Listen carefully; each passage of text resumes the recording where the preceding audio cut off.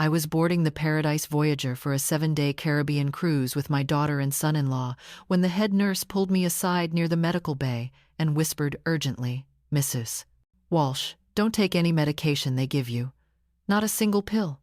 I thought she was joking, some strange shipboard protocol I didn't understand.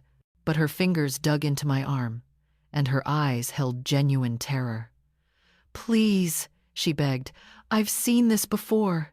Trust me." 20 minutes later, I stood on the deck watching Miami's skyline fade into the distance, my hands gripping the railing so tightly my knuckles had gone white. Below me, in our adjoining balcony suite, Jessica and Kyle were unpacking, laughing about something I couldn't hear over the ocean wind. My daughter, my only child, the little girl who used to braid my hair and tell me I was the prettiest mama in the world. What had that nurse meant? Before we continue, please subscribe to the channel and let us know where you're listening from in the comments. The afternoon sun was brutal on the Lido deck, but I'd chosen a chair with a clear view of our cabin balcony. Jessica appeared with a tray. She'd insisted on bringing me lunch, which was unusual. My daughter hadn't brought me anything without being asked since she was 12 years old. "Mom, you need to stay hydrated." She set down a tropical drink with an umbrella. "And I brought your medications. You almost forgot them this morning." I looked at the small white cup filled with my daily pills. Blood pressure medication, cholesterol management, a vitamin D supplement, standard medications for a 61-year-old woman who'd spent 40 years on her feet as a trauma nurse before retiring to a quiet condo in Fort Lauderdale. The nurse's warning echoed in my mind. "Don't take any medication they give you." "That's sweet of you, honey, but I already took them." The lie came easily. 40 years in emergency medicine had taught me to think quickly under pressure. Jessica's smile faltered for just a fraction of a second. "This morning? Are you sure?" "Positive. You know me. Always so careful about my medications." I picked up the drink instead, sipped it carefully. Just juice and rum, nothing unusual. She took the cup of pills back, and I watched her face closely. Disappointment flickered across her features before she caught herself, replacing it with concern. "Well, don't forget tonight's dose. Kyle and I want you healthy for this whole trip." After she left, I dumped the tropical drink over the railing when no one was looking. Paranoid, maybe, but that nurse's terror had been real enough to make me question everything. That evening, Kyle suggested we meet for dinner at 8. Jessica had made reservations at the ship's fancy steakhouse, my favorite. Another unusual gesture. My daughter and her husband had been married 3 years, and in that time, I could count on one hand the number of times they'd suggested spending quality time with me. Usually, I was an afterthought, invited to holidays out of obligation rather than desire. This cruise had been Kyle's idea. Family bonding. He'd called it when he'd presented me with the ticket 2 months ago. "Jessica and I want to reconnect with you before life gets too busy." I'd been touched, foolishly touched. Now, sitting in my cabin applying lipstick for dinner, I wondered what too busy meant. Too busy for what? The steakhouse was elegant, all white tablecloths and soft piano music. Kyle pulled out my chair with exaggerated courtesy. Jessica ordered champagne for the table. They were performing concern, performing love, and I'd seen enough performance in my career, patients faking symptoms, family members faking grief, to recognize it now. "Mom, we should talk about your living situation." Jessica's voice was gentle, practiced. "That condo, all those stairs. At your age, what if you fall? I'm 61, not 91. And there are only 3 steps to my front door. Still." Kyle leaned forward, his expression earnest. "We've been thinking. You should update your will. Make sure everything's in order. You know, just in case." "Just in case of what?" I wanted to ask. But I smiled instead, took a small sip of champagne. "Everything's already in order. Updated it last year." The look they exchanged was quick but revealing. Frustration mixed with something else. Calculation. "Who's your primary beneficiary?"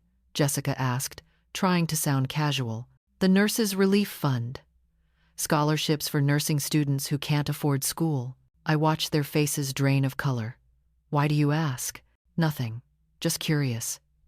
But Jessica's hand trembled as she set down her fork. I excused myself to use the restroom, took the long route past the ship's medical bay. The head nurse was there, updating charts. Her name tag read Patricia Morrison, RN, Mrs. Walsh. She glanced around quickly, then gestured me into an empty examination room. I need to tell you something, and I could lose my job for this. Tell me. She pulled out her phone, hands shaking. Your son-in-law came to the medical bay this morning before you boarded. He asked about seasickness medications, but the questions were wrong. Too specific about which pills would be undetectable, which ones cause symptoms that mimic heart attack. My nursing training kicked in. Digitalis, potassium chloride. Exactly. Patricia's voice dropped to barely a whisper. Then I overheard him on his phone in the corridor. He was talking to someone about your life insurance policy. Said something about 3 days at sea. Medical emergency, limited response capability. Mrs. Walsh, I think they're planning to hurt you. The examination room tilted slightly. Or maybe that was just the ship. You're certain? My mother died on a cruise 2 years ago. Sudden heart attack, they said. But I found out later her nephew had convinced her to change her beneficiary just before the trip. I couldn't prove anything. Tears welled in her eyes. I won't stay silent again. I sat down heavily on the examination table. My daughter, my Jessica, the baby I'd rocked through colic and night terrors, who I'd put through nursing school myself before she'd dropped out to marry Kyle. She was planning to kill me. I need to see my medication bottles. My voice was steady despite the hurricane in my chest. Patricia nodded. Bring them here tomorrow. I'll run tests, see if anything's been tampered with. That night, I lay in my cabin staring at the ceiling, listening to Jessica and Kyle's voices through the thin wall between our balconies. Their words were muffled, but the tone was clear. Argument, frustration. Something about the old woman and not cooperating. I got up quietly, pressed a glass against the wall. Old nursing trick for checking on patients in adjacent rooms. She said she already took her morning pills. Jessica's voice, sharp with irritation. Then we give her the night dose, double it. Kyle's response was calm, calculated. By day 3, cumulative effect kicks in. Heart palpitations, confusion. We call the ship's doctor, concerned family. He does what he can, but at sea, limited resources, natural causes. Grief-stricken daughter inherits everything. She said her will leaves everything to some nursing fund. She's old, Dorothy. Probably confused about her own will. We can test it, show she was incompetent. We've got 3 days of documented confusion, witnessed by ship staff and passengers. I lowered the glass, my hands shaking. 40 years in trauma nursing, I'd seen terrible things. Gunshot wounds, car accidents, abuse cases that haunted my dreams. But nothing had prepared me for hearing my own daughter plot my murder with the casual efficiency of planning a grocery list. The next morning, I brought my pill bottles to Patricia's examination room. She tested everything while I waited. My retired nurse's brain cataloging the procedures, the chemical tests, the methodical elimination of possibilities. Here, she held up my blood pressure medication bottle. These aren't your prescription. Same shape, same color, but the chemical composition is wrong. This is digoxin, high dose. Combined with your actual blood pressure medication, it would cause dangerous arrhythmia. Looks like natural heart failure, especially in someone your age. I held the bottle up to the light. The pills looked identical to what I'd been taking for 5 years. When did they switch them? Had to be recently. You'd have noticed symptoms within days. Before the cruise. I thought back. Jessica had visited my condo 2 weeks ago, insisted on organizing my bathroom cabinet. She said she was helping me declutter. Patricia photographed everything, documented the findings. Mrs. Walsh, you need to report this. Go to the captain now. Not yet. My training kicked in. Nurses don't just react to emergencies. We assess, plan, execute. If I report now, they'll lawyer up, claim ignorance. I need more evidence. Concrete, undeniable proof. That's dangerous. I spent 4 decades in trauma. Danger is my specialty. I took the contaminated medication bottles. Can you keep testing anything they give me? She nodded slowly. I'll help. But please be careful. Over the next 2 days, I played the confused elderly woman perfectly. I pretended to take the pills Jessica brought, palmed them instead, flushed them later. I stumbled occasionally, played up minor forgetfulness. Let them think their plan was working. Meanwhile, I gathered evidence. The ship had security cameras everywhere. I befriended the head of security, a retired police officer named Marcus, who'd worked with nurses during his career, respected the profession. I told him I was writing a book about cruise ship mysteries, asked if I could review any footage of interesting incidents. He showed me how to access archived recordings, just for research purposes. Of course. I found what I needed on day 2. Kyle entering my cabin while I was at lunch. The timestamp showed him spending 7 minutes inside. When I checked later, my backup medication bottles, the ones I kept in my suitcase, had been switched too. I recorded him on my phone the next time. Left my cabin door slightly ajar, phone camera positioned on the dresser, recording. He came in like clockwork during afternoon activities, searching through my belongings with practiced efficiency. Jessica grew bolder. On day 3, she suggested I skip dinner, said I looked tired. Mom, why don't you rest? Kyle and I will have them send food to your cabin. That's thoughtful, but I feel fine. Her mask slipped. You should rest. You've been forgetting things, stumbling. We're worried. I'm perfectly healthy, Jessica. I met her eyes directly. Never felt better. That evening, I heard them arguing again through the wall. Jessica's voice, high with panic. She's not getting worse. The pills should be working by now. Maybe she's not taking them. Kyle's response was cold. She has to be. I watch her swallow them. Then we accelerate. Tomorrow, we give her something faster acting. I brought backup options. I recorded everything through the wall. Phone pressed to the thin barrier. Their conspiracy unfolding in digital clarity. The next morning, I went to the captain. Captain Rodriguez listened to my evidence with growing horror. The contaminated medications, the security footage, the recorded conversations. I laid it out systematically, the way I'd present a case study to medical students. Facts first, conclusions supported by evidence. Mrs. Walsh, this is attempted murder. Yes, Captain, and I need your help to make sure they can't hurt anyone else. He contacted the FBI. Maritime law meant federal jurisdiction. They'd meet the ship at the next port, Grand Cayman, in 6 hours. Can you act normally until then? Captain Rodriguez asked. Captain, I spent 40 years in emergency medicine. I can act however necessary. At lunch, I smiled at Jessica and Kyle, accepted the pills they offered, palmed them smoothly, complained about mild chest palpitations, probably just anxiety about being at sea. Jessica's eyes lit up. Mom, maybe you should lie down. We'll get the ship's doctor. No, I'm sure it's nothing. But I let them help me back to my cabin. Played up the weakness. Let them think they were winning. They thought they were so clever. Thought I was just some confused old woman who didn't understand what was happening. But I'd spent 4 decades reading patient charts, identifying symptoms, connecting causes to effects. I knew exactly what they were doing and precisely how to stop them. That afternoon, while they thought I was napping, I met with the FBI agents who'd boarded discreetly in Grand Cayman. 2 professionals in plain clothes, carrying badges and recording equipment. Mrs. Walsh, we'll need you to wear a wire at dinner tonight. I nodded. Whatever you need. Dinner was at the same steakhouse. Jessica and Kyle were jovial, celebratory even. They thought I was deteriorating, that their plan was working. Mom, we need to talk about something serious. Kyle's voice was gentle, concerned. The wire taped to my chest recorded every word. Your health is declining.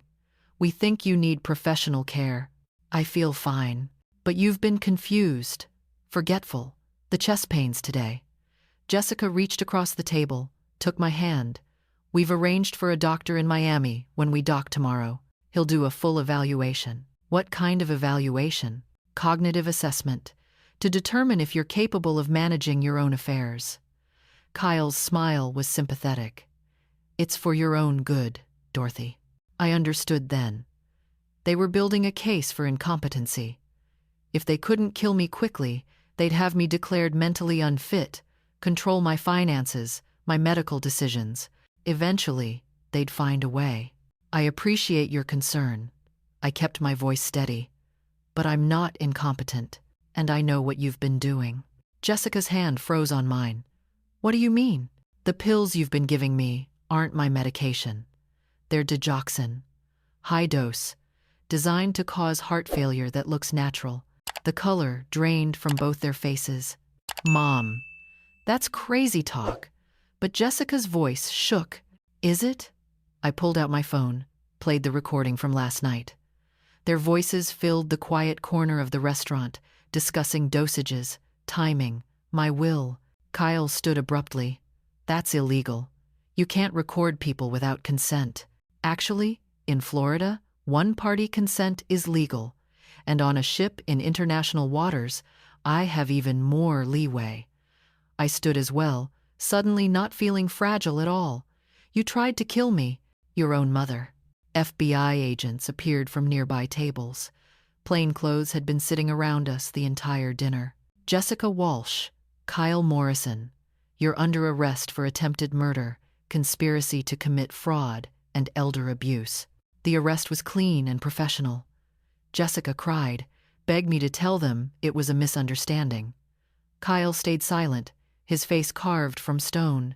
I watched them being led away, my heart breaking even as my conscience stayed clear. This was my daughter, my baby, and she'd tried to murder me for money I didn't even have in the way she thought. Patricia found me later on the deck, staring at the dark ocean. You did the right thing, she said quietly.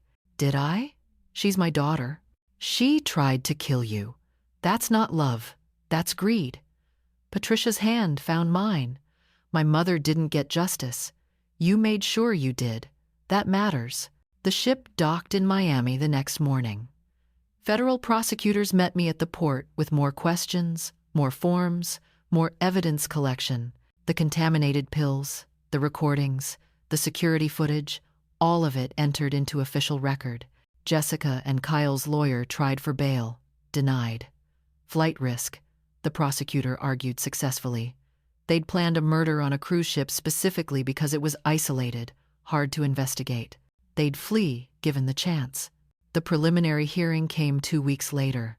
I sat in the federal courthouse in Miami, watching my daughter and son-in-law let in wearing orange jumpsuits. Jessica wouldn't look at me. Kyle stared straight ahead, emotionless. The evidence was overwhelming. The prosecutor presented everything systematically. Patricia testified about Kyle's suspicious questions in the medical bay. Marcus from ship security showed the footage of Kyle entering my cabin repeatedly. The chemist testified about the contaminated medications. Then I took the stand. Mrs. Walsh, why do you think they did this? I looked at Jessica directly. She finally met my eyes. Desperation, I said quietly. Kyle has gambling debts, $70,000 owed to some very dangerous people. Jessica dropped out of nursing school, never finished a degree, works retail for minimum wage. They needed money fast. I paused. They thought I had a substantial life insurance policy. I don't.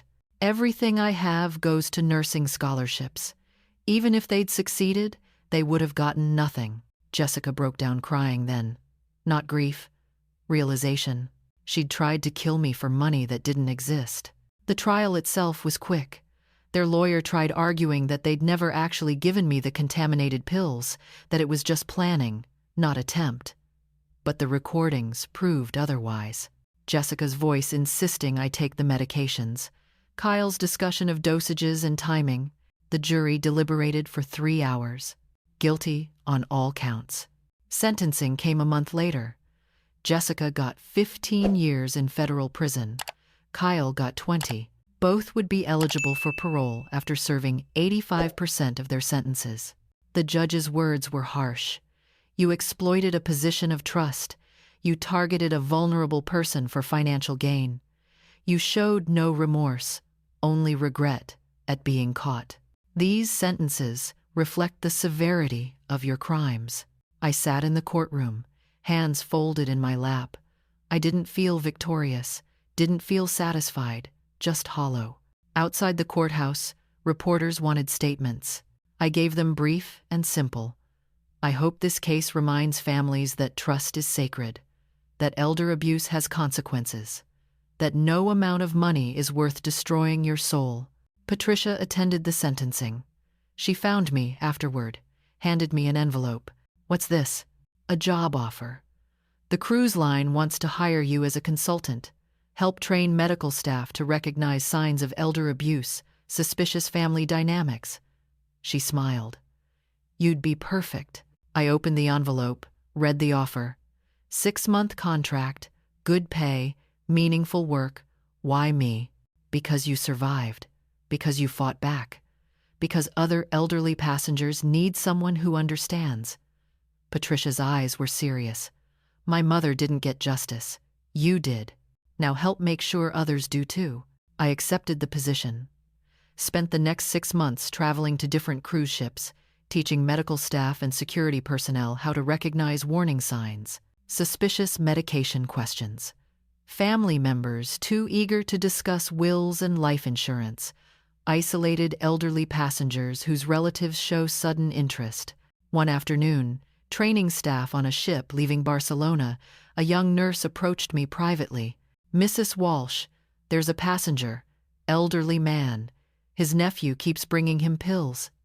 Something feels wrong. I followed her to the medical bay, reviewed the situation. The nephew's questions mirrored Kyle's almost exactly. The medications showed the same tampering. We stopped it, contacted authorities, saved that man's life. That's when I understood what Patricia had meant. My terrible experience became wisdom for the next generation. My pain had purpose. I still think about Jessica sometimes. My little girl who used to chase fireflies in our backyard, who I'd rocked to sleep singing lullabies. Where did I go wrong? What did I miss? But mostly I think about the people we've saved. The elderly passengers who now travel safely because staff are trained to recognize danger. The families who've been protected from their own desperate members. 6 months after sentencing, I received a letter from Jessica. Prison mail, carefully censored. Mom, I'm sorry. I know that's not enough. It will never be enough. But I need you to know, Kyle convinced me you'd be better off, that you were suffering, that this was mercy. I was stupid and desperate and wrong. I'll spend the rest of my life regretting what we tried to do. I read the letter 3 times, then I wrote back. Jessica, what you did was unforgivable. But you're still my daughter. I will not visit you. I will not help with appeals. But I will write to you. And when you get out, if you're truly changed, we can talk about rebuilding something. Not what we had, that's gone. But maybe something honest. I sent the letter. Then continued my work, teaching, training, saving others. My life had purpose now. Purpose born from betrayal but transformed into protection. The Nurses Relief Fund scholarship I'd established in my will started awarding grants. Young students from poor backgrounds getting the education Jessica had abandoned. Each one a little piece of redemption. I'm 62 now, healthy, active, purposeful. I sail regularly, always watching, always aware, always ready to recognize the warning signs I'd missed in my own daughter. Last month, I prevented another incident. Elderly woman, her grandson pressuring her to update her will mid-cruise. The pattern was unmistakable. We documented everything, contacted authorities, justice served again. Patricia calls it my mission. I call it survival with purpose. Every person I help is proof that tragedy doesn't have to be the end of the story. Sometimes it's just the beginning of a different chapter. I trusted you. I loved you. You chose money over me, but your betrayal taught me lessons I now use to protect others. So, in a way, even your terrible choices serve a greater good. That's not forgiveness. That's transformation, and it's the only peace I've found. If you enjoyed this story, please like this video, subscribe to the channel, and share your thoughts in the comments. Let us know where you're watching from. Thank you for listening.